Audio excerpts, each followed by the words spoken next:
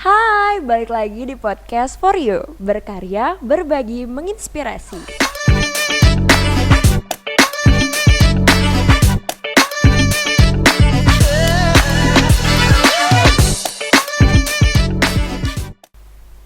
Kita ambil mandiri nih. Kita ambil mandiri. Tesnya ya maksudnya. Kenapa? Itu sama, maksudnya nanti kalau misalkan udah berjalan sama-sama aja kan sama yang kayak SB atau SN gitu, sama-sama tergantung aja kan? tergantung univnya. Jadi Oke. kalau misalnya mandiri itu di beberapa univ itu ada yang namanya uang pangkal. Kalau di kampus UGM sendiri alhamdulillahnya tidak ada uang pangkal. Jadi itu juga salah satu pertimbangan aku pengen nyoba di mandiri karena nggak ada uang pangkalnya itu.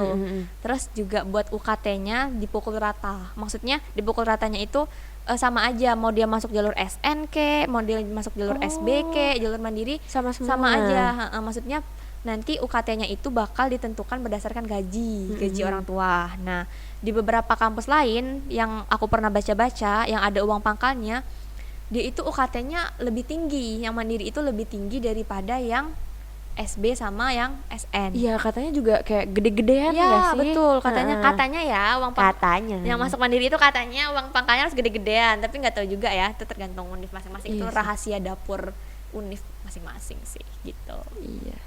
Tapi kalau misalkan main gede-gedean gitu, yang paling gede misalnya 100 berapa tuh, 100 juta lah ya. 100 juta. Nah, itu yang diambil. Ya Allah, kuliah 4 tahun 100 juta, gila. Tapi 100 juta tuh termasuk kecil ya. Aku pernah Oh iya kan, ada yang lebih. Iya, aku pernah lihat list yang mandiri terus uang pangkalnya yang lolos itu ada yang sampai MM-an. 2M, 1M. my Ya Allah, aku God. lihat ini uangnya sebanyak apa? Aku pusing mikirinnya. Tapi kalau swasta, ada nggak sih kayak gitu? Swasta ada juga setahu aku. Swasta yang bagus-bagus itu juga Ada jalur, maksudnya juga. jalur mandirinya. I think karena kan kalau SN sama SB nggak bisa masuk swasta jalur itu. Gila, Otomatis swasta? ya harus jalur sendiri.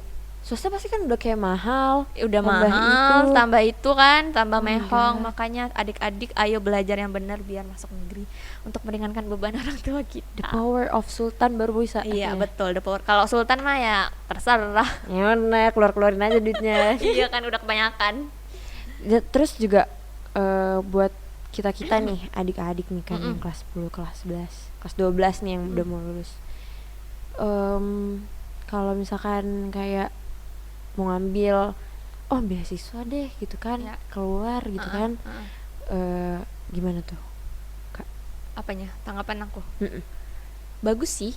Keluarnya keluar mana? Maksudnya keluar negeri. Ya maybe atau nih mau ngambil beasiswa di univ negeri yang ada di Indonesia, atau mau yang keluar negeri, dua-duanya deh. Harus coba, harus banget. Karena beasiswa itu sangat-sangat membantu buat bayar UKT lah minimal gitu. Terus juga beberapa beasiswa itu ada juga yang biaya hidup kayak gitu. Jadi ya kalau misalnya kita bisa mengurangi beban orang tua kita dengan ikut beasiswa, ya kenapa enggak gitu. Iya. Karena insya Allah beasiswa itu nggak akan merugikan kita ya, tapi kita harus ngasih umpan baliknya apa ya, biasanya kalau setahu aku tuh kita harus mempertahankan nilai IP minimal berapa gitu, kayak gitu. Jadi ya kalau adik-adik mau coba beasiswa ya harus, kalau kataku harus coba gitu. Kalau bisa sesuatu yang kalau bisa dipermudah, kenapa harus jalur yang sulit gitu. Iya. Cuman ya effortnya semuanya harus dicoba. Iya, harus ada effort sih, tapi ya kalau beasiswa tuh nggak bisa yang Iya sih. Karena saingannya juga lagi-lagi kalau Wow. apalagi kalau keluar negeri, bukan Itu cuma Indonesia, satu dunia. Iya, Bayangin sedunia. aja satu dunia. Kalau cuman mau main HP doang, udah bye. Baik, udah ditendang tuh kayaknya sama pihak beasiswa ini. Kenapa nih daftar nih katanya? Kenapa nih? Nilainya cuma segini nih, gitu kan? Terus balik lagi ke lupa tadi mau nanya apa ya? Apa tuh? Ayo Balik diingat. lagi ke SB sama SN. Dengan soal jurusan perkuliahan. Ada nih kan yang aku bilang tadi, bingung dari awal ataupun sampai yang udah mau lulus masih bingung. Nggak ada salahnya kan untuk coba semuanya. Yaps. Kayak SB dicoba gitu, terus kalau sekolah misalkan kedinasan ya kan dicoba, terus beasiswa dicoba, siapa tahu rezeki salah satu dari situ. Iya, ya betul banget. Terus tapi kalau misalkan kita kayak nyoba itu semua nggak ada effortnya, Ya kalau nggak ada effortnya ya siapa yang mau ngasih, istilahnya gitu. iya Maksudnya iya bener sih, yang namanya rezeki tuh nggak ada yang tahu ya istilahnya. Allah tuh bisa melakukan apa aja gitu yang menurut kita nggak mungkin, mungkin bagi Allah, cuman kita realistis aja gitu. Kalau kita kita pengen sesuatu tapi kita nggak pernah usaha, ya nggak bakalan dapet. Istilahnya Taya misalnya pengen beli HP baru nih, misalnya Taya pengen beli HP baru, usahanya kan pasti harus cari duit, bener nggak? Iya, nomor satu lah itu, harus cari duit kan. Nah misalnya Taya cuman berdoa aja, ya Allah aku pengen HP baru, ya Allah aku pengen iPhone tiap hari. Emang iPhone itu bakal tiba-tiba turun dari langit enggak kan?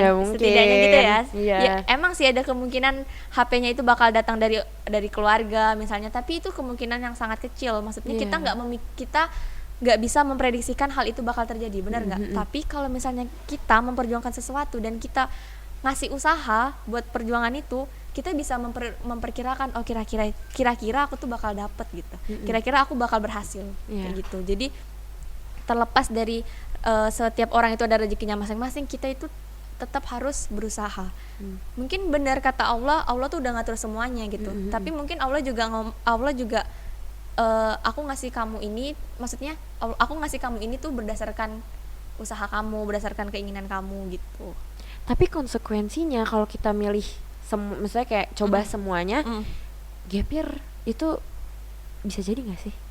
Kalau misalkan ya nauzubillah min zalik, siapa tahu kalau ada rezeki di salah satunya alhamdulillah, kalau nggak ada konsekuensinya gitu. Pasti gap year kan. Nah bagi Kak Ara, kalau untuk yang gap year tuh mending mempersiapkan atau melakukan apa gitu misalkan? Sebenarnya aku kurang berani ya kalau komentar soal gap year ini, karena buat beberapa orang ini tuh isu yang sensitif gitu loh. Nah kalau misalnya saran aku, kalau emang harus gap year, ya jangan mengulangi kesalahan yang sama. Kalau misalnya kita bisa belajar tuh dari pengalaman tahun lalu. Kalau tahun lalu mungkin aku belajarnya kurang keras, ya dikerasin lagi belajarnya. Atau misalnya di tahun lalu tuh aku gagal karena misalnya aku nyontek misalnya nih, ya berarti tahun depan jangan nyontek kayak gitu. Jadi gap year kalau menurut aku tuh bukan sesuatu yang salah, bukan sesuatu yang harus bikin kita malu tuh enggak gitu. Karena setiap orang itu ada perjalanan dan kisahnya masing-masing. Tapi yang membedakannya itu adalah apa yang kita lakukan pada saat waktu jeda itu gitu. Apakah kita cuma berleha-leha kemudian akan menyesal lagi di kemudian hari, atau kita pengen memperbaiki kesalahan kita dengan berusaha lebih keras lagi, kemudian finally kita bakal dapetin itu gitu. Iya, karena kalau misalkan kita nggak kayak gitu, ya hasilnya pasti nothing juga. Iya betul. Mau gap year istilahnya selama apapun, kalau nggak ngapa-ngapain ya susah juga gitu sih palingan. Oke, jadi kita udah selesai bahas semuanya. Menurut aku kesimpulannya yang dari awal tadi kita bahas soal gimana kalau mau ngambil jurusan, terus gimana cara belajarnya, prioritasin apa. Sebenarnya kita kalau dari awal udah salah jurusan, ya udah lewatin aja. Habis itu kita kenali diri kita sendiri gitu betul, kan. Penting banget.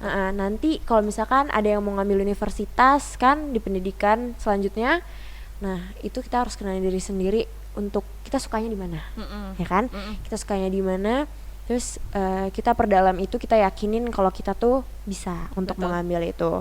Dan cara belajar juga itu jangan terlalu diporsir, ya kan? Boleh produktif tapi harus tetap istirahat, karena kita juga nggak boleh untuk toxic productivity nanti jadinya kan kalau kita nggak istirahat.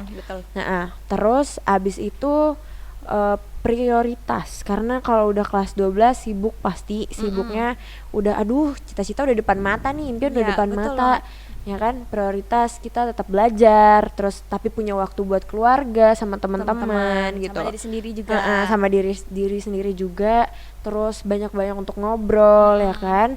Terus abis itu kalau misalkan kita salah jurusan di awal, ya udah kita cari jati diri kita, terus kita belajar dengan nyaman. Habis itu kita banyak doa juga, tentuin pilihan. Kalau emang masih bingung, kita ngobrol sama orang-orang terdekat kita, orang terdekat, teman mungkin yang sebaya, yang enak buat ngobrolnya. Atau kita bisa nanya ke BK kan, kalau di sekolah. Terus kita bisa ngobrol sama orang tua, aduh Bu, ini aku cocoknya apa ya gitu. dipertimbangkan gitu kan.